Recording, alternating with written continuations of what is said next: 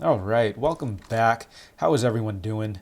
Hope you guys are doing well. I'm coming off a pretty solid night betting wise, and we have a pretty solid card coming up, and lots to break down, lots to recap. But before I go any further, I do need to get this out of the way.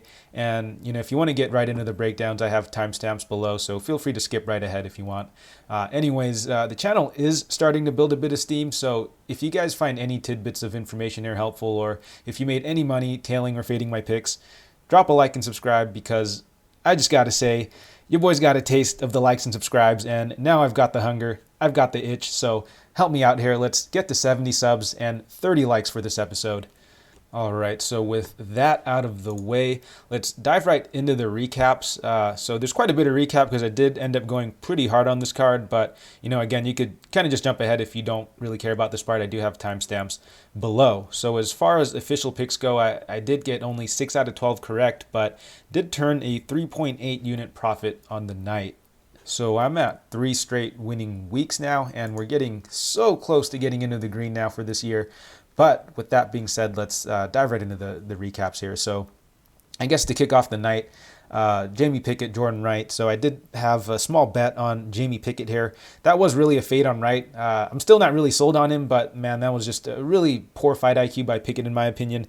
The guy hasn't really shown much wrestling, but decided to go to his wrestling this fight and ate like 5 nasty elbows before disengaging. So I'm not really sure what was going on there. I really was just looking to fade Wright, but I guess fading Wright with another bum is not a very smart idea. So moving right along, I did take Mike Grundy as well over Lando Venata. I just felt that if Grundy would get his wrestling going a bit, he would give Venata a lot of issues, going into maybe the second and third round, where Lando has shown propensity to, getting gassed, and him moving down a division, I felt that his cardio, might not be as on point, but he looked solid there. I mean, was able to stuff a ton of the takedowns from Grundy. Grundy, even though it looked like he landed a couple times clean on Venata, he just wasn't. He never really got the respect of Venata on the feet, and he was able to really just stuff all the takedowns and never really get his striking game going. And in hindsight, I think I might have just overvalued the grappling of Grundy a bit, just because he had a pretty solid round against Evloev, but even before that, he hasn't really shown really great grappling at the UFC level, at least. So not a great bet in hindsight, but it was at near pick'em, so I just felt that if he was somehow able to get his grappling game going, he would have looked like a much bigger favorite. But obviously he didn't, and he ended up losing that fight. But moving right along, I did put a tiny bit on Cachoeira by first round knockout, and I just saw a ton of value there. I mean, at plus 1100, I felt that if Cachoeira were to win, it would likely be by knockout. And, I took it a step further there and just kind of assumed that, it'd be most likely in the first round when she's the most fresh. And Mazany does have, a couple knockout losses in the first round as well. But what I did not expect was how hard Mazany would gas. And Cachoeira was able to get her out of there in that second round. In hindsight, the KO prop would have sufficed since it was already at like plus 600, I think. But, who knew that Mazany was just going to die in there after that first round? But yeah, I mean, Gina Mazany at minus 200 is just too ridiculous, man. So moving right along, I also did have a 1 unit bet placed on Chandler, and this was a long time ago when he first opened up at around like plus 140. Again, I just felt this was a pretty solid value play. I thought, again, the fight was, 50-50, and so, giving me plus 140 on him, I had to take a shot there. And, Chandler did look like he had Oliveira in some pretty, hairy moments there early. And, honestly, good on Oliveira for toughing it out. I know there was a massive narrative about him being a quitter and all, but, he showed up in the big moment when the stakes were highest, and, he got it out there. So, good on Oliveira, much respect to him. And honestly, don't feel like it was too bad of a bet here because, like I said before, this was a 50-50 fight, and both guys did have opportunities or have the potential to take the other one out. And honestly, I was most uneasy about this fight during fight week when it felt like everyone was on Chandler, and just the amount of love Chandler was getting from the UFC, the amount of push he was getting, had me a little uneasy there because I always feel like these things never tend to work out. So yeah, I just got a little less and less confident as the fight week went on. But moving right along and taking a look at where things went well for me, Andrea Lee versus Antonina Shevchenko. So, I've been on Andrea Lee. I was really hoping the line would, get a little wider. I was hoping money would come in on Shevchenko during fight week. Casuals seeing the last name, putting a bit of money on her. But it did look like money kept coming in on Lee, and I ended up getting in on it pretty late. Not a ton of value there, only, plus 110. But honestly, she looked like a much bigger favorite than that in there. And I did put a half unit on Lee by decision there. Got a little too cute with that. Just wanted to kind of recoup a little bit of that value. But obviously, Lee was able to get Shevchenko out of there. I guess when Shevchenko, having such a massive liability in her defensive grappling, does leave her open to possibly getting submitted or ground and pounded on bottom if, you're going to be on your back for that long. So I guess in hindsight, that wasn't very smart. But yeah, that's just a big hole in Shevchenko's game that can very easily be abused by future opponents. But yeah, ended up cashing the money line there, lost the prop bet. And then in the next fight, we did have Edson Barboza, Shane Burgos, and like I was saying in my previous episode of the podcast, Burgos, he does bring a lot of pressure, and he can be a lot of trouble for a lot of fighters. And yeah, Barboza does struggle a bit with pressure, but both of these guys' styles kind of play into each other's styles, if that makes sense. Like, sure, Barboza does struggle against pressure fighters, but Burgos is extremely hittable as well. And, at that level in the UFC, you could kind of get away with being a brawler when you're fighting guys who aren't as technical as you, or they're not as good offensively. So, you're able to take the damage and dish out your own damage. But once you get into like the top 10, top 15, he's fighting guys like Cater and Barboza and, Josh Emmett, who, are pretty powerful, pretty quick themselves. And the defensive liabilities of Burgos is just a bit too much, man. Even if you are, super durable and you have a great chin, it's not really going to work out against these guys at the highest level who can really punish you for that. And, if he really doesn't fix some of his defensive tendencies, I think he's going to really struggle a bit against, the guys who are, at the top of the division. Like, I mean, imagine what someone like Holloway would do to Burgos, right? He'd fucking destroy him because, the guy's just extremely hittable, and the pace and pressure that he brings won't be able to compensate for all of the damage that he takes. And, as he gets later into his career, that's going to be more and more apparent. And I mean, it's going to be a lot worse for him going forward. So yeah, unless he's getting a massive step down in competition or has shown that he could start to shore up some of his defensive tendencies, it's going to be hard for me to pick Burgos going forward against higher level competition. That said, I also took a small shot on the Burgos round 3 prop just in case, the pressure was really starting to get to Barboza. I felt that, if he was really starting to get to him, that's when he'd break Barboza down, get the knockout there. So that was a small hedge on that bet. But I also did take Barboza to win by knockout as well. And speaking of, that was a very, very interesting knockout there, to say the least.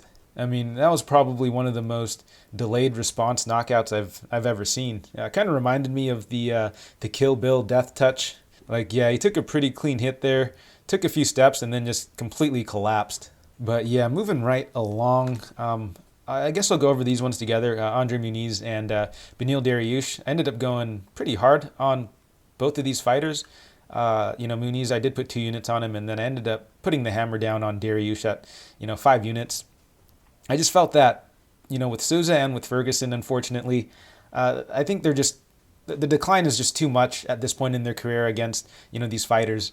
I know some people are just going to say I'm blindly, fading the old guys, but I think that, it's a case-by-case scenario. And, when you do get to a certain point or a certain age in your career where the athletic decline is just too much to be compensated for by your other strengths, I think that's when things get really dicey, right? So what I mean by that is like guys like Ferguson and Souza, I think that, a few years ago, they wouldn't be put in such bad situations, right? Like Tony, I think 4 or 5 years ago would easily have been able to cinch up that Darce, but at this point in his career, the strength, the cardio, the athleticism has all taken a hit, and prime Tony would have, I think, pretty easily been able to get the choke out on Darius there. Whereas with Souza, I feel that, if he was younger, a little bit more athletic, he wouldn't be in put himself in such a bad situation.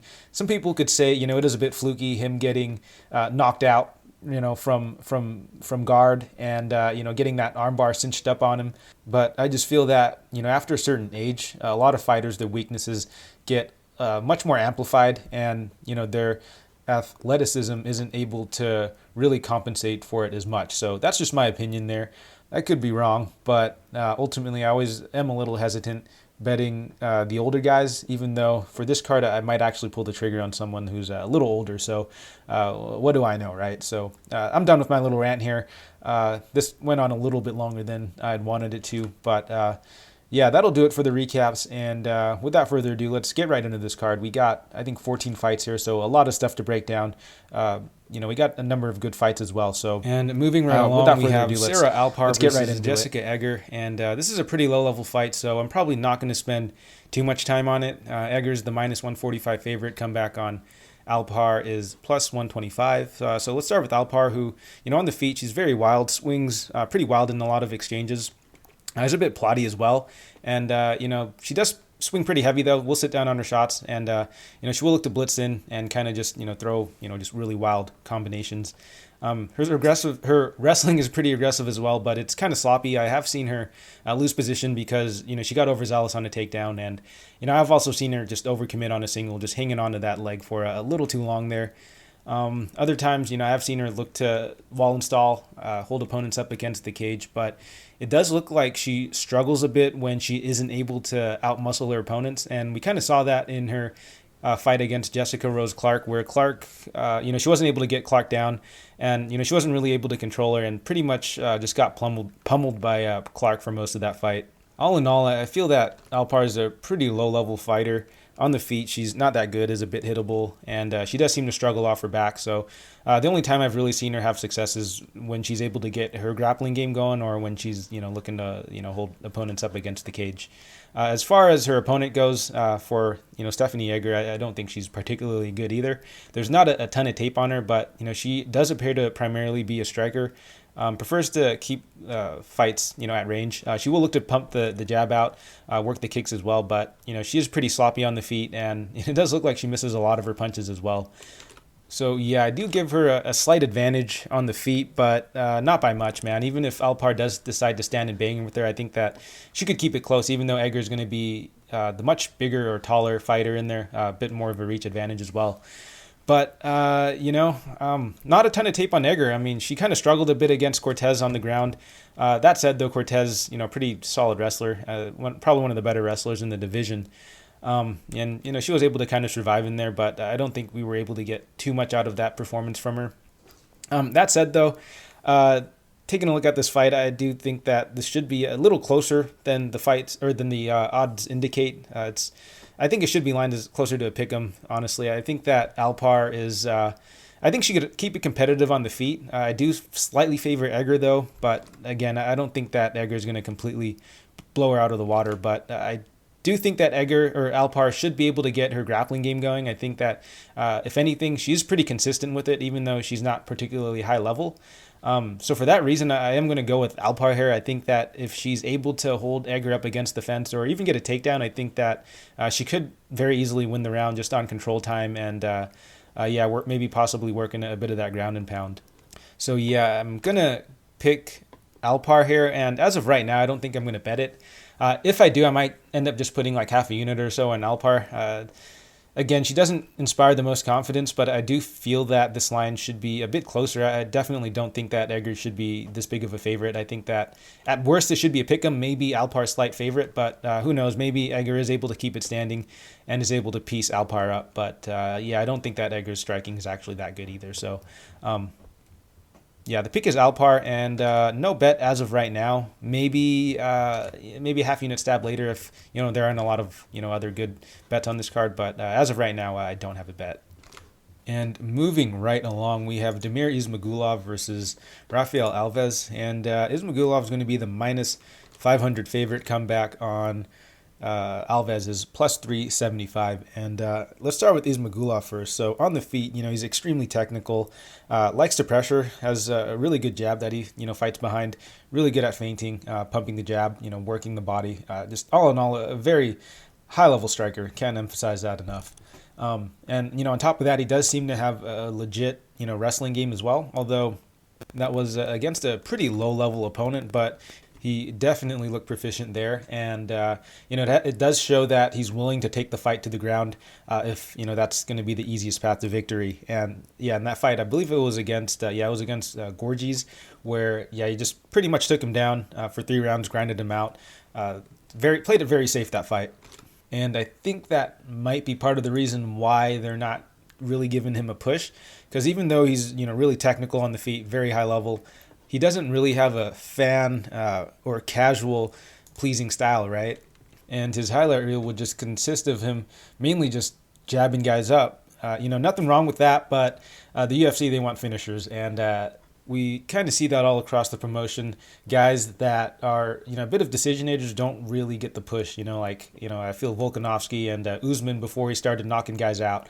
But anyways, back to this matchup. I think that with all that being said there, I do feel that this might be the best matchup for Ismagulov to really get that highlight reel finish, because he's going up against Rafael Alves, who, he's, pretty basic on the feet, honestly. He just likes to really just swing those big winging hooks, and he does have pretty heavy kicks as well.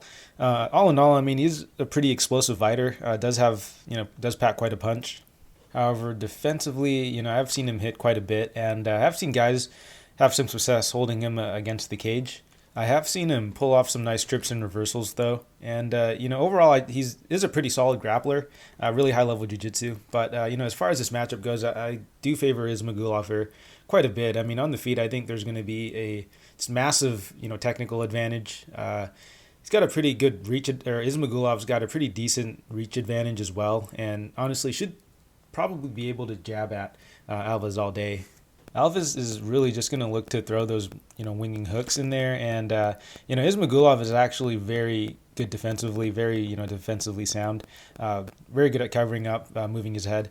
And I feel that it's going to be pretty hard for Alves to hit him cleanly here. So I think that, Ismagulov should be able to beat him up pretty badly on the feet. I think that he could potentially land a counter and knock him out here. Alves, he's been finished before, and Ismagulov, he's been fighting a lot of these up-and-comers and, really young prospects. So these guys probably have pretty solid chins at this point. And he did actually drop Thiago Moises, who, that guy's got a pretty cast-iron chin. So now he's up against Alves, who, he has been finished before. His chin's been cracked. His chin's been, checked plenty of times in there. So, I feel this is a pretty favorable spot for Ismagulov here, who, he's going to have a massive technical advantage. He should be, piecing up Alves pretty badly here. And I think the knockout is going to be pretty likely. I think he's finally going to get that, UFC knockout win. And as far as the grappling goes, I think that he should have a significant advantage there as well, at least as far as the wrestling. I don't really know what his jiu-jitsu credentials are. But unless he's a total white belt, I think that if he is able to get Alves down, I think he could stay pretty safe there. But I think the best thing to do is to just keep the fight standing and just beat the shit out of this guy. So obviously the pick here for me is going to be Ismagulov, and I feel he wins this at a pretty high clip. And unless he's a complete white belt, I don't think that Alves is going to be able to pose much of a threat to him, if I'm being honest. But right now, as it stands from a betting perspective, I do have him locked up in a parlay with Bruno Silva. I think that both of these guys should get it done at a pretty high clip. However, at minus 500, I don't see too much value at in playing him straight. I cap him at around like maybe minus, or not minus, but like 85%. So you're getting marginal value here. I think that, once you get above 85%, it gets a little hairy, and it's kind of hard to really squeeze much value out of there, because at the end of the day, this is MMA, punch could slip through, he could slip up, he could hurt himself, and Alves, could potentially, if he's able to get on top of him, cinch up a submission or something. So Ismagulov at around 85% is, I'd say, about right. And as of right now, I do have him in a parlay, though.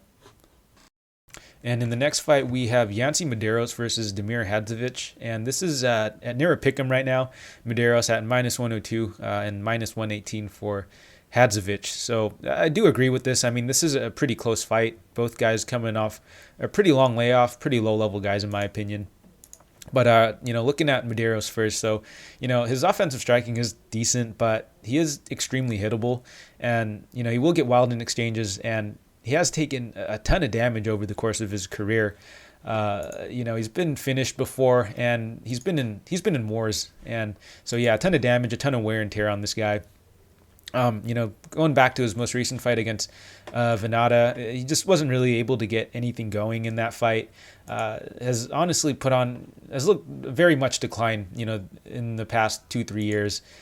But yeah, before that Vanderaa fight, he got dominated pretty hard by Gillespie, who, pretty high level, so you can't really put that one against him.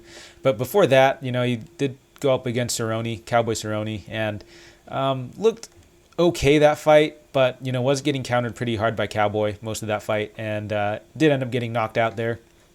I'd say he peaked when he beat Oliveira in 2017. So yeah, quite a while ago, and ever since then, I feel like he's been on a pretty steady decline. And his opponent Hadžović, I don't think is in a much better situation. I mean, he's pretty aggressively average, if I'm being honest.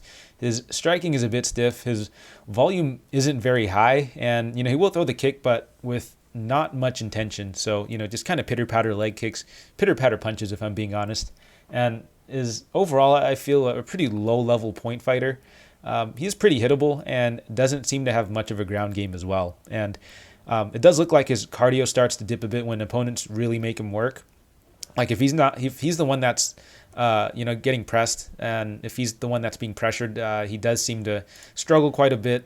But taking a look at this matchup, it is pretty tough to call, just because I think both guys are pretty shot, and they are coming off a rather long layoff too. I mean, I think both guys are about a year off for both guys, a bit over a year off. And at this age, at this stage in their career, I don't think that's a really good thing for them. So yeah, pretty close fight, pretty high variance fight in my opinion. Could really swing either way, but if I did have to pick a side, I guess I will go with Medeiros here. I think that on the feet he is going to be a bit better. I think he's the better striker. I think that he's got better hands. He's a bit more fluid with his striking, and I do favor Medeiros a bit more as far as level of competition. I think he's fought the much better opponents, in my opinion.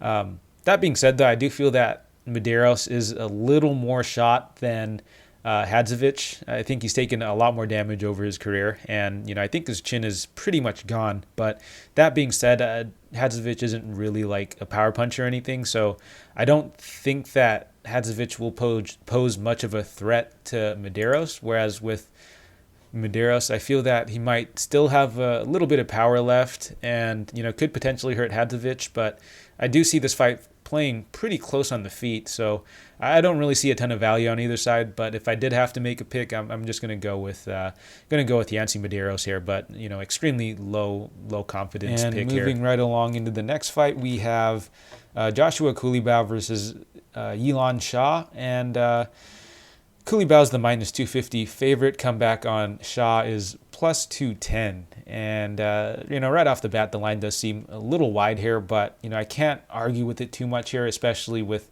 how bad some of these Chinese prospects have looked. I mean, at 261, I think it kind of exposed them a bit, and I think that mixed in with probably a little bit of like recency bias is gonna widen up the line. But again, I can't argue with this line too much here. That said, though, let's dive right into this matchup. So Culibao, he's a pretty explosive fighter on the feet, I'd have to say. He does appear to have pretty heavy hands, pretty heavy leg kicks as well. He mixes it up pretty well with his kicks, to all three levels, body, head, and legs. The downside to him is he does seem a little low output, and he does have a tendency to getting backed up as well. I don't really know what his grappling strategy is, but I have seen him just look to wall install opponents and kind of just hold him up against the cage, even though he does seem to have, the striking advantage in some of these exchanges. So I really don't know what to make of that there. I haven't seen too much from his defensive grappling.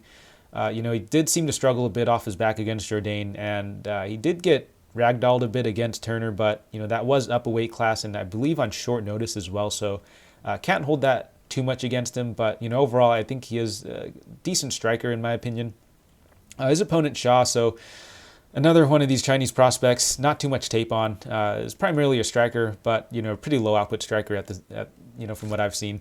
And he does seem to be a bit more of a counterpuncher, and I've seen him throw to the body to stay busy, but he just does not really throw much on the feet. And if I remember correctly, he did have a fight against one of those guys that was on the UFC 261 card.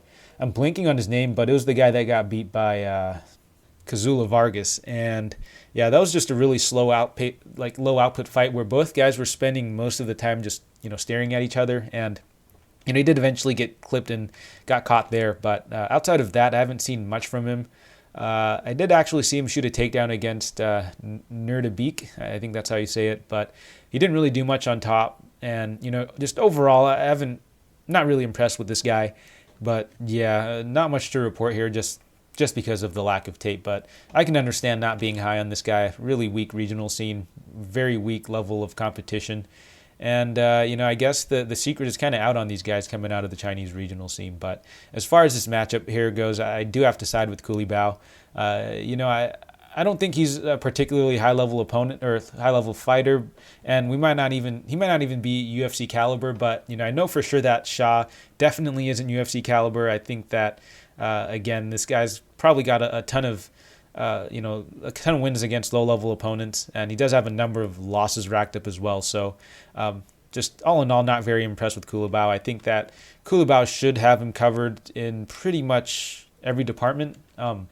Maybe not by much, but probably just enough to pretty much have him beat everywhere. So, yeah, the pick is Culibao, but I don't think I'd bet on him at all, though. Even though Shah is pretty low level, I don't think that Culibao is going to be able to completely blow him out of the water here. So, again, the pick is Culibao, but I'm not touching this fight from a betting perspective. In the next fight, we have Victor Rodriguez versus Bruno Silva, and Silva is going to be the minus 355 favorite. Comeback on Silva is plus 290.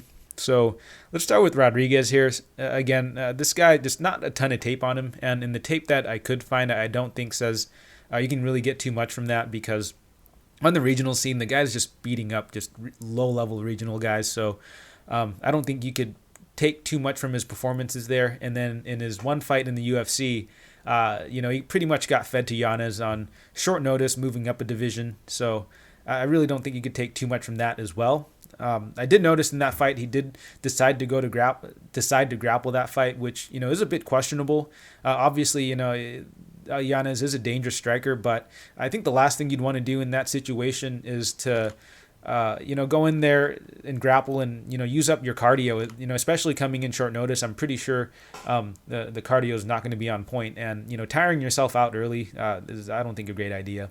But yeah, it did look like he got pretty gassed after that first grappling exchange, and Yanez was pretty much able to just kind of tee off on him. Honestly, it felt like a bit of a squash match there. But, on the regional scene, from what I've seen, he does load up pretty big on his shots. He does throw some leg kicks, but overall, is pretty hittable. Does seem to have, I think a wrestling base. So, I did see him just pick up and slam guys on the regional scene. I'm not 100% certain on this, but I think his base is wrestling, and, he is primarily a grappler. So, don't quote me on that. That's just something I'm kind of leaning towards from what I've seen, but I can't say that with certainty. But taking a look at his opponent, Bruno Silva, he's pretty light on his feet, pretty heavy leg kicks. His striking looked pretty sharp against Bays, my boy JP Bays. I can't believe I bet on this guy, man. But yeah, I mean, Bays literally threw a jump knee in there and landed on his ass. Did the exact same thing in round two, throwing a kick. Ended up falling on his ass again. And, Silva was pretty much able to just hold top position on him and dominate him pretty hard, on top. So, yeah, Silva making me look like an idiot there for taking Bays. But, in my defense, I thought that Bays would go to his wrestling a little bit more, but, didn't even shoot a takedown. Honestly, very frustrating. But getting a little sidetracked here, getting back to the point, I think that Silva, I don't think he's like super high level or anything. I think that, he could just be UFC caliber, borderline UFC caliber. But, he's seems to have pretty crisp striking there, pretty decent wrestling, solid jiu-jitsu, pretty good top control. Was able to control Taha, back a few fights ago for most of round 2. But then again, Taha doesn't really have much of a bottom game, so it's hard to get a good gauge on this guy. But he is hanging in there with pretty tough fighters or pretty solid fighters in Tagir Ulanbekov and David Dvorak. So this is a massive step down in competition, in Rodriguez. Even compared to Bays, I think this is still a pretty decent step down in competition. So I feel that this is a pretty winnable fight for Silva here, for Silva here. I just feel that Rodriguez just isn't UFC caliber. I think that Silva should have him beat everywhere. I think that, on the feet, he should be able to touch up Rodriguez pretty badly here. I think he's going to be the quicker fighter, a little bit more explosive. Rodriguez really just winging bombs in there. And I think that if he's able to get Rodriguez down on the ground, he'll be the much better grappler. He should be able to lay quite a bit of ground and pound on him. Might even be able to get the submission there. So, yeah, I think Silva's got him covered pretty much everywhere. The pick here is Silva, and right now I do have him in a parlay with Damir Ismagulov. I think that both guys should be able to cruise. I think both of them are fighting pretty low-level opponents. The skill gap is pretty damn big, so I think this parlay, even though it is going to be a bit chalky, should be pretty safe. I think that as far as this fight goes, I think that Silva wins pretty handily. I think he should win inside the distance as well. I think that, if he's able to get Rodriguez down, he should be able to get the finish. So either submission or ground and pound, both of them are pretty likely. So the pick here is Silva, and I guess he'll win round 2 submission. And in the next fight, we have Claudio Silva versus Court McGee, and Silva's the -140 favorite. Come back on McGee is +120. And this is a pretty decent vet fight, in my opinion, even though Silva actually doesn't have that many fights in the UFC for someone his age. So I don't know if I'd really consider him a vet. Silva, he's, pretty heavy-handed, does throw a bit recklessly, but really it's just to close the distance. And, with a lot of these high-level jiu-jitsu guys, they don't really mind, if they leave themselves exposed because they're much more comfortable on the ground. And, we see it all the time here. So as far as his grappling goes, he does have a pretty decent body lock takedown that I've seen. He's pretty heavy on top, obviously really high-level jiu-jitsu. He's pretty active on top. He will look to advance positions, work the ground and pound. Always trying to look for the submission as well. So, on the ground, this guy is extremely dangerous. With that being said, though, Silva's cardio has looked absolutely atrocious recently. I mean, he's always had kind of suspect cardio, but going out of that Kraus fight, he looked pretty gassed after the first 2.5 minutes. And, this was against a Kraus who was coming in short notice as well. I think Kraus kind of laid the blueprint to beat this guy. And, I feel like the blueprint has always kind of been there, but fighters just haven't really been able to execute it. And he's kind of been given pretty, favorable matchups up until this point. So, Kraus laid a pretty straightforward blueprint on how to beat Silva. Just keep it standing. Avoid the grappling exchanges and kind of just pick at him on the feet. Easier said than done, but is it? Because Danny Roberts had plenty of opportunities to do that and decided to still roll around with Silva on the ground and ended up getting submitted. But all in all, I do feel that the blueprint is pretty much there. It's really just the execution. And when it comes down to it, I definitely feel that McGee can absolutely execute that game plan. McGee, he likes to pressure. He usually puts on a pretty heavy pace, does have decent feints, mixes his striking up pretty well, and does generally stay pretty busy on the feet. And, his takedown defense is decent, and, he's never been submitted either. So I honestly think that if McGee is able to keep this standing, he should be able to touch up Silva pretty badly here. And, if he's able to stuff 1 or 2 takedowns in that first round, I think that Silva would be absolutely gassed. I don't think that he'll be able to offer McGee much standing. He's just going to be throwing those massive bombs on him. And McGee, pretty durable as well. So I do favor McGee quite a bit on the feet here. And, I honestly think that if he's able to, stuff a couple takedowns, I think that it's going to be pretty much smooth sailing for the rest of the fight. All in all, I just feel that Silva's been pretty overvalued in a lot of his fights. Yeah, he does have high-level jiu-jitsu, but, his wrestling isn't particularly great. He's had a pretty, easy strength of schedule. He's fought, pretty low-level opponents and opponents with pretty low fight IQ. So, yeah, he's gotten pretty favorable matchups so far. And on top of that, he looked pretty awful his last fight. And again, I do want to remind everyone, he was going up against James Krause, who was coming in short notice and gave a pretty terrible account of himself.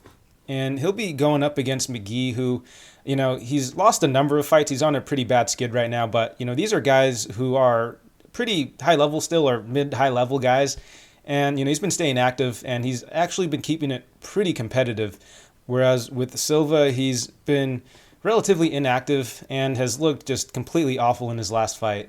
So yeah, the pick here is McGee, and I already have a 1 unit bet placed on him already.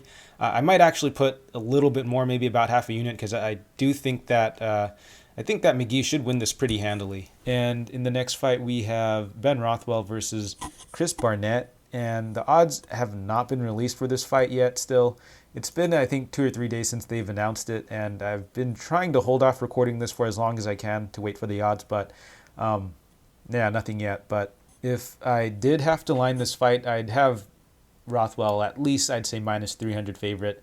Honestly, if I can get Rothwell at minus 250 or better, I might just put the hammer down on him, honestly. I don't think that Barnett is quite at that level. And to kind of elaborate on that, I guess we'll just kind of break down his style, I guess. So on the feet, he's pretty plotty. Does seem to have a pretty heavy leg kick, and most of the time I just see him winging bombs in there, and I see him body slamming guys in there, but he's fighting really low level guys. He's making his UFC debut, and it's on short notice, so I feel the cards are stacked against him. I've seen a tendency for him to get back down, and he does seem to struggle quite a bit off of his back and relies quite a bit on power to get out of situations. And if that reminds you of anyone, it should, because we saw it in a fighter in I believe William Knight a few fight cards ago. He was going up against Dawen Jung. This guy, not super high level. I guess you can call him a grappler, but he's not very technical. He relies a lot on just muscling guys into and getting out of position. So Barnett kind of reminds me a bit of him, where Barnett, he's not even like a particularly powerful guy, but he's just fighting such low-level guys, he's able to get away with it. And, going into this matchup, I feel there's going to be a massive discrepancy in skill and size. Barnett, he's a big guy, he's very thick, but Rothwell, he's a legit heavyweight, whereas with Barnett, I mean, if he really dieted, he could probably get down to light heavyweight pretty easily, possibly even middleweight. I mean, the guy's only 5'9". All of that is just, it's fat, honestly. There's no other way to say it. I tried to be nice here, but I mean, the guy's he's overweight, and yeah, he's got some muscle on him, and I guess, with that extra weight, it could help offensively, when you're winging those bombs. It could help you a bit, but, defensively, I feel like it's just a massive liability, especially now that you've got to carry the weight of, Ben Rothwell, who's, likely going to look to push him up against the cage, likely going to get him on his back. He's got the weight of Ben Rothwell to get off him, and then all that extra weight that he's got to carry around too is, I think, going to be a massive hindrance for him. But yeah, I feel he's pretty low level, and taking a look at Rothwell, I'll run through this pretty quickly. Again, I favor Rothwell quite a bit more, on the feet. I think he's going to be the better distance striker. I think he's going to be the more technical striker, which, Big Ben, he's not super high level or anything, but again, Barnett's just big step down in competition. But ultimately, I do see Big Ben looking to walk Barnett down. I think he's going to pressure him. I think he's going to press him up against the cage, really just use his weight to, his full advantage there, possibly get him down. And honestly, I think that Rothwell should roll right through Barnett. I think that Rothwell should be able to bully Barnett pretty easily. I mean, again, there's just a massive size discrepancy and massive skill discrepancy. And, off his back, Barnett just did not look good at all. So if Big Ben is able to find himself on top of Barnett, I think that he could likely, get the ground and pound KO or even get the submission there. So overall, I feel this is a pretty favorable matchup for Big Ben. I think that Big Ben should be able to just steamroll this guy, likely get the finish. And honestly, if Big Ben isn't able to get the win here against a guy, low-level regional guy, coming in short notice, I think that he should probably think about hanging him up if he can't get it done here. However, I think he gets it done at a pretty high clip here. And again, if I can get like better than minus 250, I might end up putting like maybe 4 or 5 units on him. He is a bit older, so that is a bit of a concern. But Rothwell hasn't looked absolutely washed. I mean, has been on a bit of a decline, but I feel that this is again a massive step down in competition. I mean, Barnett isn't some like prospect that's coming in. He's not someone who's on his way up or anything. He's kind of old himself. He's 34, so he's not like some prospect or some contender that's coming in. He's literally just some short notice guy they're throwing in there, to give Ben a fight because, he's been booked to fight like 3 or 4 times this year already, and they've all fallen through. So I think at this point they just want to give someone for Ben to stay busy. So yeah, I'd be really surprised if Ben didn't win this. So yeah, the pick here is Big Ben, and if the price is right, I might put a decent amount on him. And in the next fight, we have Bill Algeo versus Ricardo Ramos. And this fight was booked earlier, and I actually did already do a breakdown for this fight. And I don't think much has changed since then, so I'll just replay the old audio clip from that. I guess the only thing I would kind of change is my lean. Originally, I did lean towards Ricardo Ramos, or Bill Algeo, but I did a little bit more tape, dug into it a little bit more, and my leans kind of flipped more towards the Ramos side. Not that it really matters. I don't think I will be placing a bet on this fight, but I do have to emphasize that I'm leaning more towards the Ramos side because I think his athleticism and his speed will be, I think, a pretty decent factor here. I think that he likely will be beating Algeo to the punch. And before I did say that Algeo, he'll likely have a bit higher output and, he'll be pushing the pace. So that definitely is a factor here, but I'm not sure if that'll be enough to counteract the athleticism of Ramos, right? I know it sounds a little wishy-washy and I'm kind of flip-flopping here, but I did notice that even though Algeo does seem to push a pace, he does slow down a bit, and against someone like Ramos, who is still pretty young, pretty explosive in my opinion, that could be an issue as the fight goes on. So all I'm saying is that my lean is a bit more towards Ramos now that I've gotten a little more time to look at it. So just disregard my original lean. But as it stands right now, if money comes in on continues to come in on Algeo, I might take a small shot on Ramos. I just feel that this is ultimately a pick'em fight, and whichever side you can get like good plus money on, I'd say is worth the shot. But I think to get a proper edge on it, I'd say maybe play either guy at plus 120 or better. But that's just how I feel about this fight at this moment. And as far as like the fighter breakdowns and stuff, it's going to be more or less the same. So without further ado, I'm just going to cue up this old clip here. Ricardo Ramos versus Bill Algeo. And this is a pretty interesting fight here.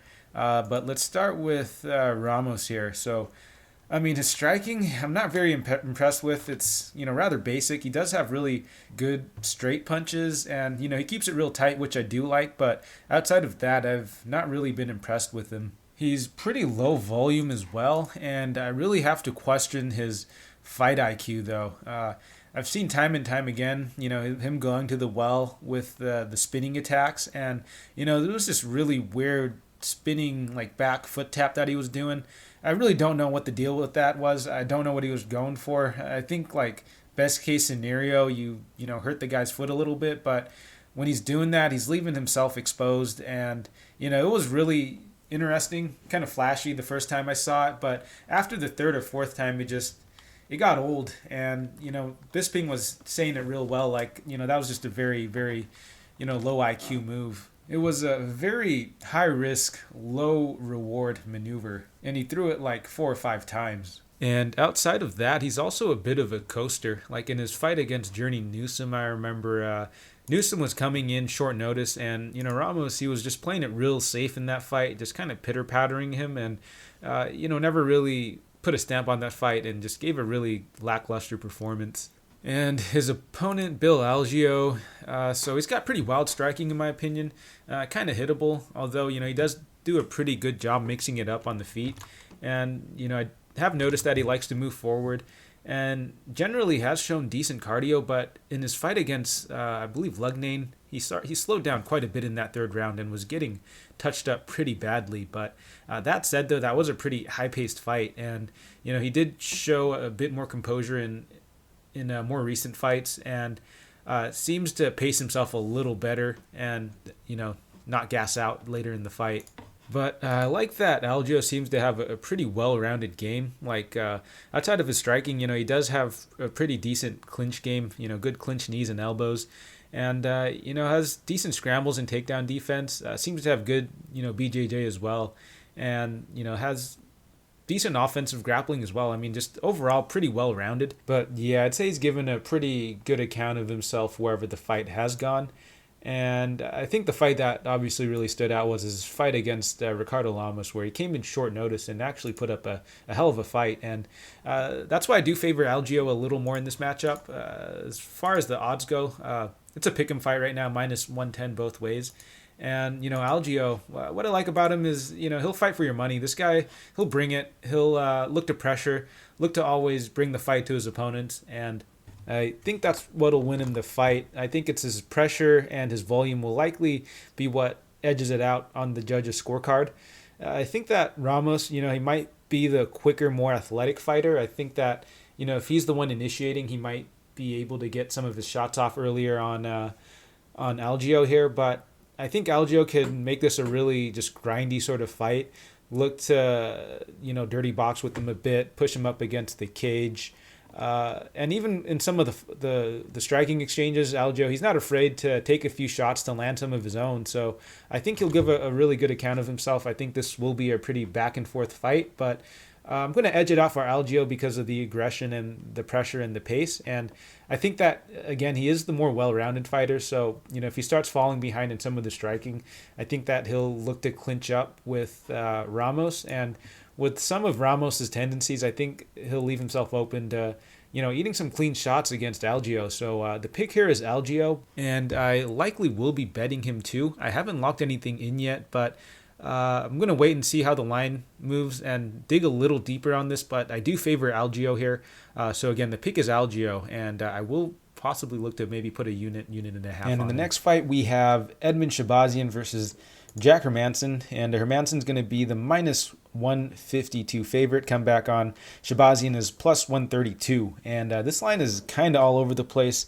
I think it opened up as a pick'em, and then money was pretty steadily coming in on Hermansson, and it looks like money is coming back in on Shahbazyan right now. So, yeah, kind of interesting there. But Hermansson, he is pretty solid on the feet. I think his striking is a little overrated, though. But, yeah, he pumps out the jab pretty well. Has a decent kicking game. And, overall, I just say his striking is kind of weird, honestly. It's a little janky, but he's been able to get it done, weirdly enough. And, at the end of the day, he is a grappler. He likes to go in on the single.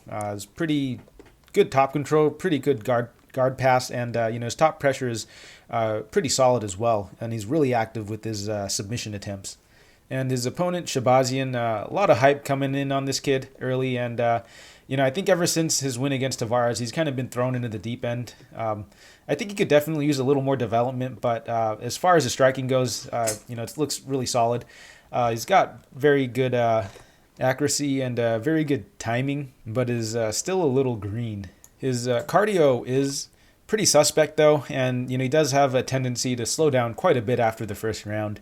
But yeah, I mean, he's still really young and really early in his career. So he still needs to round out his game a little more. And I don't know if it's a good idea throwing him into the deep end against these really high-level guys this early in his career. And yeah, he took some pretty nasty damage against Brunson in his last fight.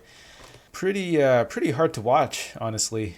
That said, though, I actually don't think that this is that bad of a matchup. I know that he kind of struggled against the grappling of Brunson, and I feel that there might be a bit of recency bias going into this fight. If he's struggling this hard against Brunson, how is he going to do against Hermansson, who is, arguably a much better grappler? But the counterpoint to that, though, is I think that Brunson is a much better wrestler than than Hermansson, and Brunson's actually, I think a much more dangerous striker. And I kind of want to dive into that Brunson fight a little bit more because, he did end that fight really poorly. He did get put out pretty badly in that fight, but I'd say for the first round and a half, he was doing pretty well. He was landing pretty hard on Brunson. I think what kind of slowed him, or what screwed him up in that fight, was he was over swinging big time in that fight. In that first round, he was just throwing bombs. And, I'd say the first round and a half, he was throwing bombs. He was just looking to get Brunson out of there. I think he was looking for another highlight reel KO, if I'm being honest. Every one of his shots he was throwing in there was pretty much at 100%. I mean, it also didn't look like he was really setting anything up. He was kind of telegraphing a lot of his punches and just really sitting down on him. He was essentially hunting for the KO instead of letting the KO come to him. And I think going into that fight, he was buying into his own hype a little bit, because in this fight against Tavares, he was much more composed in there, much more relaxed. And I think that, the hype was, starting to get him a little bit, because he started that fight off against Brunson, very aggressively, almost, it was kind of uncharacteristic. But I think what people remember the most about that fight were the ending moments when he was getting his head dribbled off the canvas by Brunson.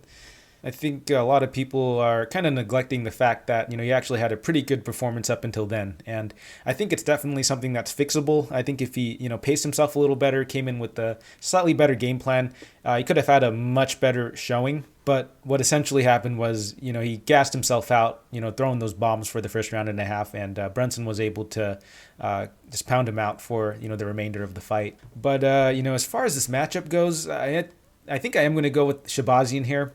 I know I'm probably going to catch a bit of flack here, especially with the holes, in Shahbazyan's game, or defensive grappling, and his cardio issues. But I do favor him quite a bit more in the striking. And, Hermansson, I feel like his durability is a little questionable. He did get sat down by Vettori, who, isn't really a good striker in my opinion.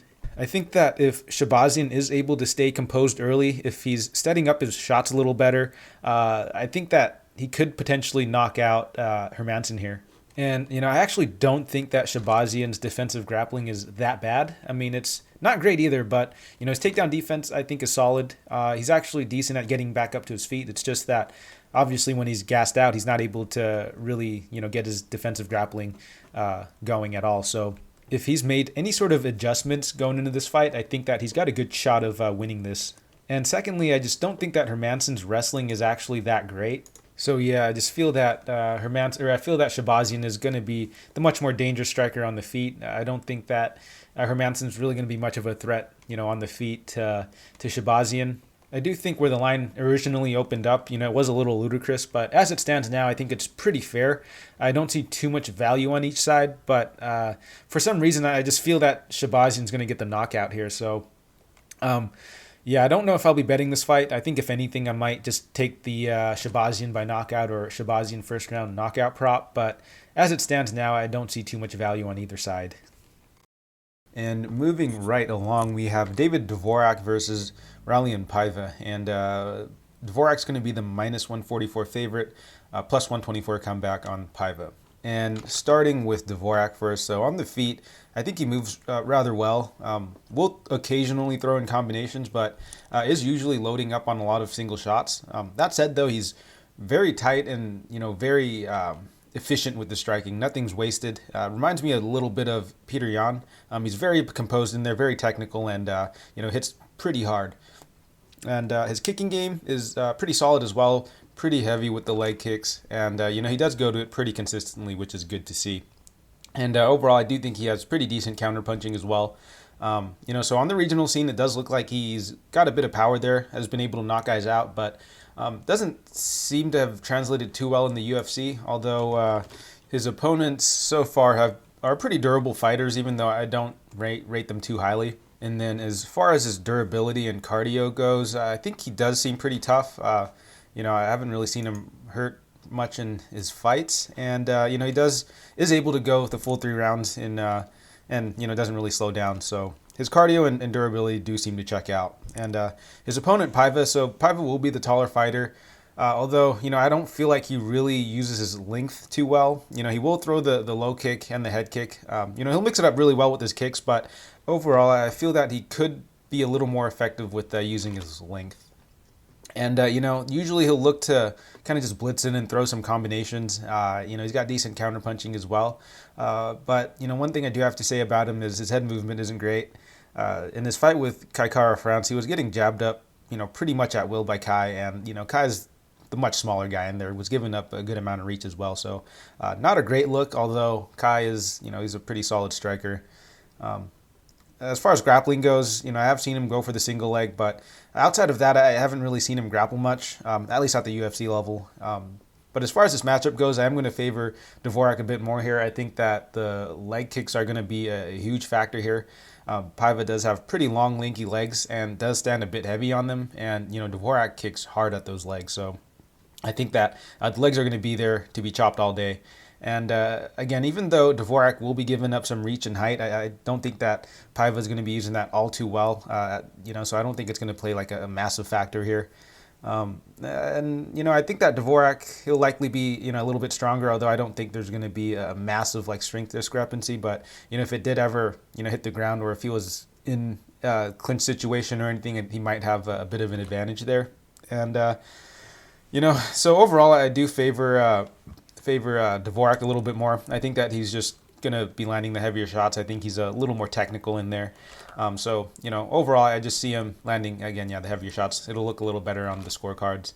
As far as volume goes, I think it's going to be pretty even, but, I think Dvorak's going to likely be the one pressuring as well. So I think, from an optics standpoint, I think he'll definitely be winning there. However, I do see the counterpunching of Paiva, potentially being an issue. He could, catch Dvorak a lot coming in, or, since Dvorak does throw a lot of those leg kicks naked, he could potentially catch him, throwing a kick. But I do think that Dvorak might be a little bit quicker, so that might kind of nullify it a little bit. So all in all, I just favor Dvorak a little bit more. But, where the line stands right now, I think is pretty fair. I think that, I might even take a small stab on, Dvorak here, but it does look like some money's coming in on Paiva. And, if it gets low enough, I might actually take a stab on Dvorak here, just going to see where the line shakes out. So as of right now, I don't have a bet on this fight, but I do like Dvorak here, and I'm going to pick him to win. And in the next fight, we have Felicia Spencer versus Norma Dumont, and Spencer is going to be the minus 190 favorite. Come back on Dumont is plus 165. And before I go any further, I do want to point out that Dumont is coming in short notice for this fight. Spencer, she was originally matched up with Danielle Wolf, who was 1-0, and just let that sink in for a bit. Felicia Spencer, who, is coming off of a title fight, was scheduled to fight someone who was 1-0 in MMA, and I really think that just speaks volumes to how shallow and how sad the division is, right? Sure, Wolf does have the boxing background, but she's 1-0 in MMA, and she's making her UFC debut against a former title challenger, someone coming off of a title bout. So yeah, just pretty sad matchmaking in my opinion. And what's even worse, I feel that if Dumont is somehow able to get the win here, I think that she might be in line for a title shot next. So yeah, a pretty pathetic division, but diving right into this matchup.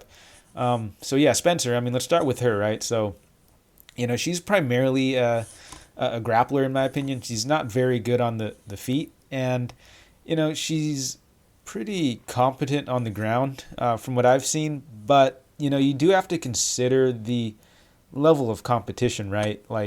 Zara Farron, so, very low-level fighter, was able to get a title shot, basically, coming off that win. And then Megan Anderson, right? Arguably her best win so far. But we do have to consider the fact that it is Megan Anderson. And while her striking is solid and she does seem to have some power, her defensive grappling is actually pretty horrible. So yeah, I'd say Anderson's really her only notable win. But even then, it's against Megan Anderson, who has no ground game. So I don't think we could put too much stock in that. And taking a look at her opponent, Norma Dumont, so not a ton of tape on her. Really just her, UFC fights, not too much of her regional tape either. So Obviously, in her fight against Megan Anderson, she did get starched that fight, got sat down by a right cross. And while it was kind of embarrassing, I don't think that you could take too much from that. And, going into this matchup, I don't think that Spencer's going to be able to pull that off. But in her fight against Ashley Evans Smith, she did show decent stand-up, at least, for the division. Her strikes are pretty telegraphed, but it does look like she has pretty heavy hands. She will throw like 3 or 4 punch combinations, loads up quite a bit on her kicks, but, she's a bit plotty on the feet, a little bit slow. As far as her grappling goes, I have seen her look to push girls up against the cage. And I think I have seen her go for a trip, get a takedown before. And, on top, she does seem pretty heavy. Does seem to have solid offensive grappling, but haven't really seen her tested too much, as far as her defensive grappling goes. So, all in all, I don't think she's a terrible fighter, at least, relative to the rest of the division. But, that's not really saying much because there's only like 5 other fighters in the division. But from what I've seen so far, she's not horrible, right? And that leads me to my next point, and I just feel the line is way too wide here. And I actually jumped in on the money line a little earlier, pretty much near open. I got her at plus 245, which was absolutely egregious. And where it stands now, I do think there's still value, even though the line's starting to close up. I think people are seeing what I'm seeing, and at plus 165, I do think there's pretty solid value. I think that this should be a pick 'em fight, honestly, and I'd say Dumont at plus money, I'd say is decent value, but to get a bit of an edge, I do recommend if she's if you can get her at around like plus 120, I'd still say is decent value, because again, this is a pick 'em fight. I think that I do favor Spencer a bit more in terms of like her offensive grappling, but she's pretty one-dimensional. When she's not able to get her grappling game going, she seems to struggle quite a bit. But yeah, in all of her fights, the only success I really see her having is pushing opponents up against the cage, getting them down, and then working the ground and pound and looking to work the submission. But she's fought pretty low-level opponents who are pretty clueless on the ground, in my opinion. And against someone like Dumont, I actually don't think Dumont has terrible defensive grappling. I suspect that, Dumont, she's actually a pretty strong girl, pretty big too for the division. I think she's going to have the strength advantage over Spencer. I think Spencer's actually a little chunky, if I'm being honest. But I think Dumont, again, is going to be the stronger fighter. I think she should be able to stuff the takedowns. And I think that if she's able to do that, she could keep it pretty competitive on the feet. I'd actually say that she has the advantage on the feet. And then if she is somehow able to get her own offensive takedowns going as well, I think that she could have a lot of success on top as well. So, yeah, I don't see why the line is this wide. I think that this should be a much closer fight. I mean, yeah, Spencer has fought, I guess you would say, higher level of competition. She's been in there with Nunes and Cyborg, but how much stock can you really put into those fights, right? Yeah, she survived in those fights, but she was never really, putting any of her opponents in any danger. And all you really got out of those fights was that, she's tough, and that's not really a compliment. So yeah, I feel that if Dumont is able to keep the fight standing, she can make it extremely competitive. And, especially, if she's able to get some of her offensive grappling going as well, I think that she might look like a pretty decent-sized favorite, honestly. But, I could be completely wrong here. Spencer might be able to, just get a trip on Dumont, get her to the ground, and just, beat the shit out of her on the ground. But I think that's pretty unlikely. I think that this should be a pretty competitive fight. So the pick here is Dumont, and I do have a 1-unit bet placed on her. And I hate to be the guy that tips opening lines like this, but if you did follow me on Bet MMA Tips, the notification should have gone out, as soon as I locked that in. And, at plus 245, it wasn't sitting around for too long, but, I believe it was up for about like a day and a half. And, as it stands right now, I do see a good value on her. And I do see, honestly, good value on her at, plus money, just not as egregious. But yeah, if you guys do follow me on Bet MMA Tips, you would be able to kind of jump on some of those juicy opening lines. Anyways, I feel Dumont gets it done here, so I think her at plus odds are pretty solid. And in the next fight, we have Justin Tafa versus Jared Vanderaa, and Tafa is going to be the minus 191 favorite. Comeback on Vanderaa is plus 166. And, this is a pretty low-level heavyweight fight, and it's kind of weird that they put it this high up on the card. I think there's a ton of other fights that, they could have put here instead, but, just all in all, a pretty low-level fight. But starting with Tafa, I mean, he's a pretty one-dimensional striker in my opinion. Pretty heavy body kicks, decent volume as well. Does tend to stay busy. That being said, though, he does struggle a bit off of, when he's backed up against the cage. And he will have, moments of inactivity when either he's, being pressured or when he's, kind of backed up there. So, yeah, he works a lot better when he's moving forward. But, yeah, again, not a ton of tape on this guy. But all in all, I just feel he's a pretty one-dimensional striker. Haven't really seen too much of his defensive grappling outside of him, getting held up against the cage. But his opponent, Vanderaa, pretty flat-footed as well, pretty hittable. But, this guy, he's really just looking to close the distance and literally just lean up against them on the cage. He will look to try and get the fight to the ground if possible, but if not, I've seen him pretty content to just lean up against someone against the cage and just work him there. So, we have a pretty low-level grappler against a pretty low-level striker. So yeah, I feel this fight is probably going to get pretty sloppy pretty quickly, especially outside of that first round when both guys start to get a bit tired. But yeah, as far as this matchup goes, though, I really don't think that Tafa should be this big of a favorite. I do give him an advantage in the striking. I mean, yeah, he does have pretty heavy leg kicks. Is probably the more technical striker, but not by much. He's still giving up a good amount of reach and height in this fight. And probably a good amount of size, too. So, yeah, I guess he'll likely be a little bit quicker, maybe hit a little bit harder. But I think if Vanderaa is able to close the distance on him and just get on top of him, he'll give Tafa a lot of trouble. And, we haven't really seen Tafa off his back, so I don't know how he's going to look there. Vanderaa, he's not very high level there. I've seen him get swept, get reversed, on the regional scene against pretty low-level guys. But we really don't know the extent to, how good Tafa is off his back or how much of a ground game he has. So I don't think that the minus 200 is quite justified on him. I think that if anything, this should be a little closer to a pick 'em. Maybe you'd slightly lean Tafa here just because I guess he's had a little more UFC experience. But I mean, if you look at the guys he's beaten so far, it's really, just Juan Adams had a pretty competitive fight against Carlos Felipe, who honestly is really low level himself. And then he got beat by Jorgen De Castro, who's a total bum himself. So, the guy doesn't have a really impressive resume. And time again, we see these low level, heavyweight fights get lined like this. And it just seems kind of egregious. Like, when it's really this low a level, I don't see either guy being this big of a favorite. So, if I had to make a pick here, I'm just going to go with Vanderaa. And I honestly might put a half unit shot on him because I think that if Vanderaa is able to, again, just lay on top of Tafa, he could potentially, just steal a decision or even be able to get a finish on the ground here because I really don't think that Tafa's that good. I don't think Vanderaa that good either, but stylistically, I give him a bit of an advantage just because, I think that he's a little more consistent with his game plan.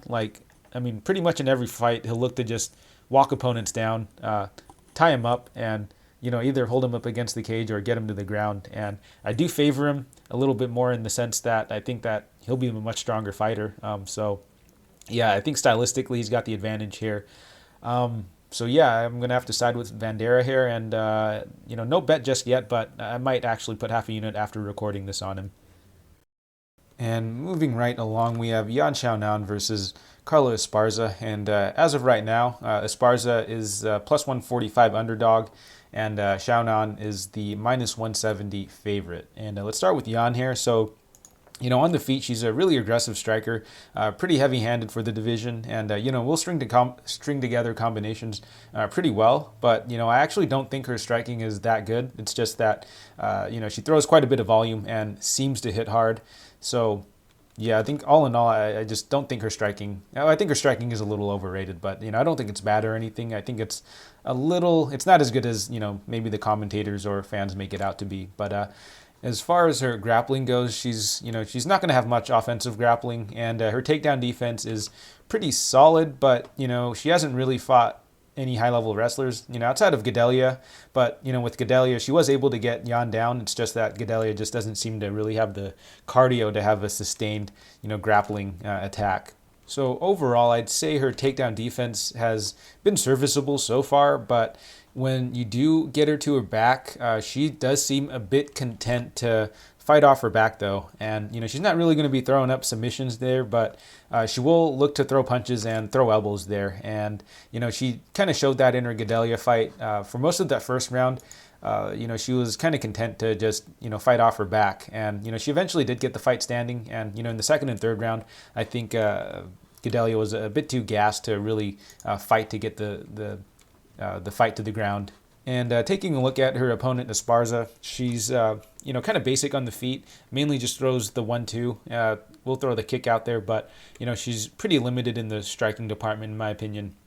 And, that's because she's primarily a wrestler. She's got pretty good timing on her single and double, but I have seen her, go for the head and arm throw as well against the cage.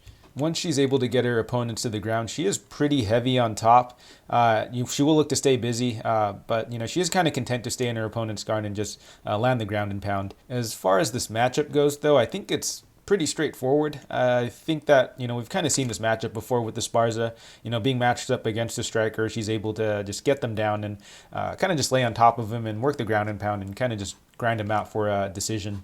So what's really baffling to me is how, Yan is going to come in here, minus 170 favorite when we've more or less seen this sort of matchup before, and we've seen Esparza win in both of these matchups. And, if we're looking at, her opponents so far, I think that I don't even think Yan is a much better striker than, say, like Rodriguez or even Grasso. So, I actually think Rodriguez and Grasso are, better strikers than Yan. And I don't think that Yan's takedown defense and, defensive grappling is any better than Rodriguez or Grasso either. So I'm kind of surprised to see the line kind of being set at exactly the same as, those other fights. So, I guess there might be a bit of hype behind Yan, but I'm not really buying it. I think that Rodriguez should be able to, or not Rodriguez, Esparza should be able to get this fight to the ground. I mean, Yan, her footwork isn't particularly good. And, she does seem to overextend a little bit on some of her combinations. So I think there's going to be plenty of opportunities for Esparza to take her down and kind of just hold her there. Again, Yan is pretty content to attack off her back a lot of the time. So I do see, Esparza being able to get a decent amount of control time in there. So, yeah, I've already got a unit placed on Esparza here already at plus 145. And, at the time of recording this is May 10th. So this is pretty early in the week here. And, the line might close up by the time this podcast comes out. But, if you follow me on Bet MMA Tips, I do have the pick already locked in already. So, yeah, I already got Esparza at plus 145. I feel like there's a good chance that she's going to be able to get this fight to the ground and just win on the scorecards here. So Esparza by decision isn't a bad look either.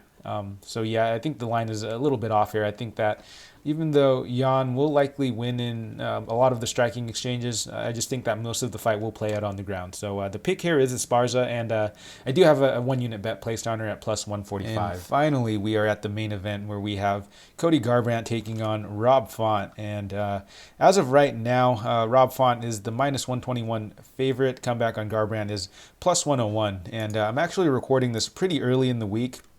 So there's probably going to be a lot of fluctuation with the line. And by the time this podcast comes out, I think the line should more or less be where it is now. I see a lot of money coming in on both guys. And so, yeah, lots of fluctuation here, but I don't see it moving too much from now. So getting right into this matchup, man, this is a really exciting fight between two very high-level fighters, very high-level strikers in my opinion. But getting right into it, I want to start with Garbrandt first. So, I mean, the guy's got really quick hands. He's got great power too, and he's got great combination striking, really good counter punching. Just overall, a really great striker. And he's got a very aesthetically pleasing style in my opinion. Just very fun to watch him fight.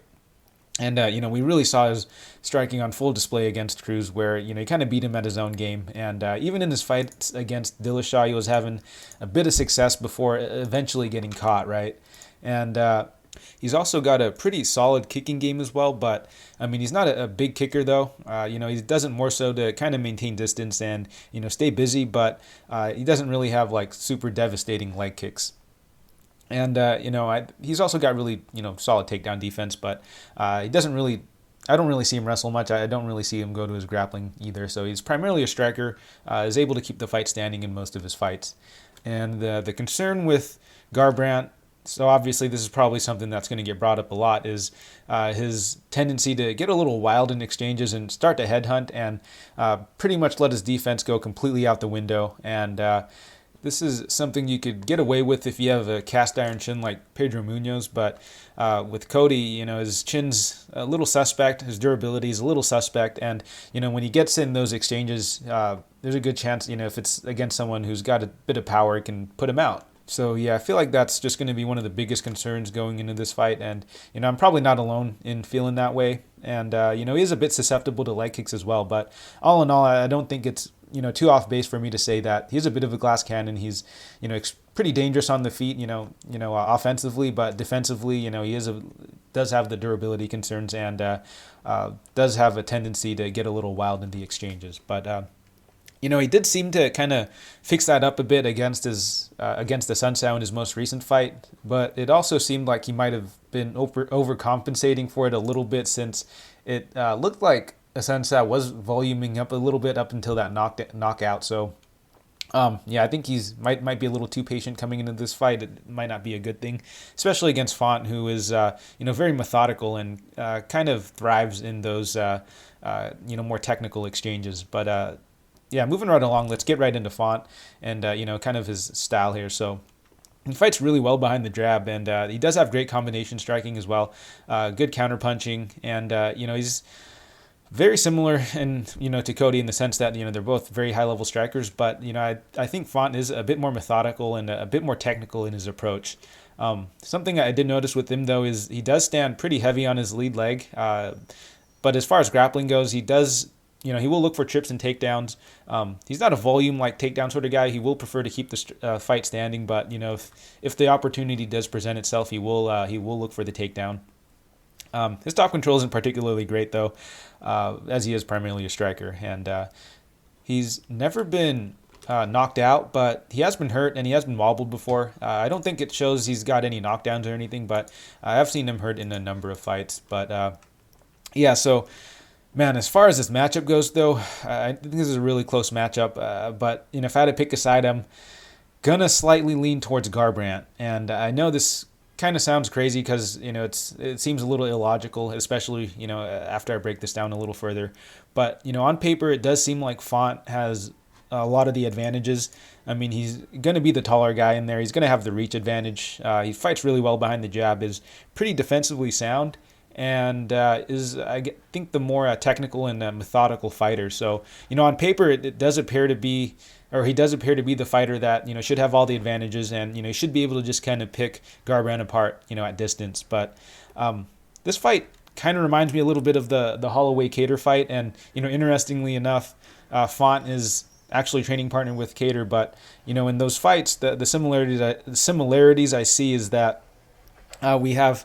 one guy who's, he's been fighting, elite level guys essentially, and these guys have been able to find holes in his game and kind of take advantage of that. Whereas with the other guy in Font, he's been looking really solid and against mid-level guys, not super high level, but solid high level guys, but not elite level. If you get what I'm saying here, because you look at the level of competition he's beaten recently. You see, Sergio Pettis, who some people will say, that win has aged well, but has it, or has Pettis just been fighting in Bellator? So, yeah, I don't know. I'm not going to argue that, but then he's got a win over Ricky Simone, really solid win. High level guy, but not really elite level. And then Marlon Moraes, probably his best win to date, but I think in hindsight an argument can be made that, that's a much diminished Moraes. Moraes, who hasn't really looked the same ever since his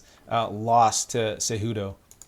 Whereas with Garbrandt, I mean, he's been fighting elite level competition since 2016, back then against Dominic Cruz, TJ Dillashaw and, Pedro Munoz, who has a win over Font as well. And most recently against Rafael Sunsao. And even in those losses, he was having his moments in there. Cody actually had Dillashaw hurt. I think he had Munoz hurt as well. But again, it's just his tendency to get a little wild in there, and he was just swinging bombs in there, and eventually he got caught. But if he's able to fix that part of his game, which it looked like, it's something that he's definitely worked on in his most recent fight, he could definitely make this a really close fight. So, yeah, not to completely discredit, Font's resume, but I feel that Garbrandt has just fought a way higher level of competition. So, again, while I do see some similarities, with this fight and the Holloway-Kattar fight, to a certain extent, obviously, that's not going to be exactly the same. I think that Font skill set might be a little bit overvalued, and then Garbrandt slightly undervalued here. So, that's just how I feel about it. I mean, I'm not sure if it'll play out that way, but that's just kind of my gut instinct there. And taking a look at this fight stylistically, though, I think Font, obviously, he'll look to get his jab going, maybe work the kicks in to kind of maintain distance. He does have a decent kicking game as well. But I think the blueprint is out there to beat Font. I mean, guys like Assunção and Munoz kind of laid it, right? It's to kick out his legs, look to counter off the jab, and maybe work in the takedown. Now, the question is going to be if Cody's going to be able to do this. And, from what I've seen so far, he's only done one of those things pretty consistently, and that's, throw the counter. He does have a leg kicking game, like I said before, but he doesn't really go to it that much, and he's not a really, big, devastating leg kicker. And, again, he doesn't really, shoot takedowns or anything, but, he does train at a gym with, a lot of wrestlers, so who knows, this might be something that he can incorporate into his game, but from what I've seen so far, he doesn't really have that a part of his game so far. And, look, I think that, with the proper game plan, I think that it's a very winnable fight for Garbrandt. But on the other hand, Team Alpha Male isn't a particularly big game planning gym, and I actually think they're slightly overrated, in my opinion. But look, it's just a primary or just a really minor tweak to his game that I think he can make, and that's just to throw much heavier leg kicks against Rob Font, who stands really heavy on that lead leg. It's going to be there to be chopped at all day. And if you're able to limit his mobility a bit, that'll really kind of take away the jab. And look, if Garbrandt, if there's any interviews that come out in the upcoming week, and he says that he's going to work the legs, I'm probably going to put a small bet on him. But as it stands right now, this is a really close fight in my opinion. I don't have a bet placed yet, but going back to this breakdown here, I think that, again, if Cody is able to work the leg kicks, I think that he'll have a lot of success in this fight. But, at distance, though, I do favor Font quite a bit more. I think that he's going to be able to kick and kind of jab at Cody at will. But on the flip side of things, I do think that Cody, he's going to be the much quicker guy in there. I think that he's actually the better athlete. He's going to be a bit more explosive, a bit quicker, and just overall a bit shiftier in there, right? So I think that, he might be able to avoid a lot of the kicks, or might be able to just kind of slip and avoid a lot of the jabs as well. And I don't think he'll have too much issue closing the distance and kind of just blitzing in there and landing a few of his combinations as well. So, overall, I do see Font potentially, out-voluming Cody at distance, but I do see Cody, if he is able to get in range, I think he'll be landing a lot harder shots and a lot more damaging shots. And I do think that Garbrandt will probably be the most explosive striker that Font has gone up against. He has fought guys like Assunção and Munoz and even Lineker back in the day.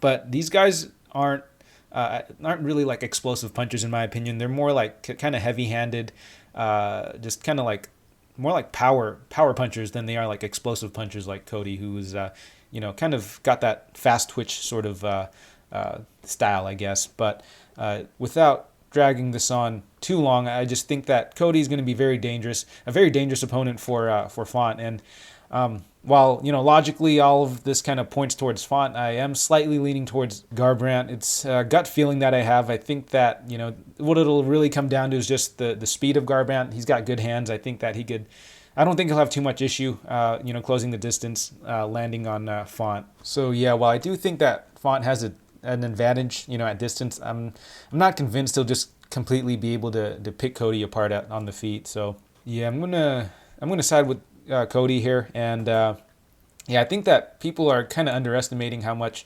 damage Cody could potentially do in a lot of these striking exchanges.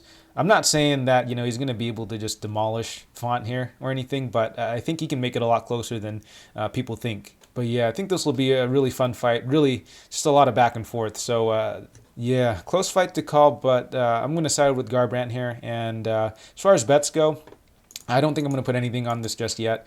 Unless I can get like a decent plus number next to Cody's name, I might take a shot on him. But as it stands right now, I don't see too much value on either side. I think truly this could go either way. I mean, both guys are really high level on the feet. But if I can get like plus 120 or so on Cody, I think I might just put a unit on him. But as it stands right now, I might pass on this fight. And that'll do it for this episode. I do apologize if part of it's, some parts of the podcast seem a little bit out of place. And, if the lines are a little bit off because, I do record these throughout the week, after I tape a fight, and the lines are going to fluctuate a bit. So, if you are looking to tail me or anything, just be sure to follow me on Bet MMA Tips because, as soon as I lock in a bet, I'll usually post it there. And the lines are pretty readily available at the time I post them. So, yeah, that'll do it for this episode. Again, let me know what you guys think about it. And again, if any of you guys found any of this information useful or helpful, or if you made any money fading or even, tailing me, just give me a like, give me a subscribe. It really helps the channel out. So, yeah, that'll do it. Yeah, best of luck, everyone, and I'll catch you guys next time.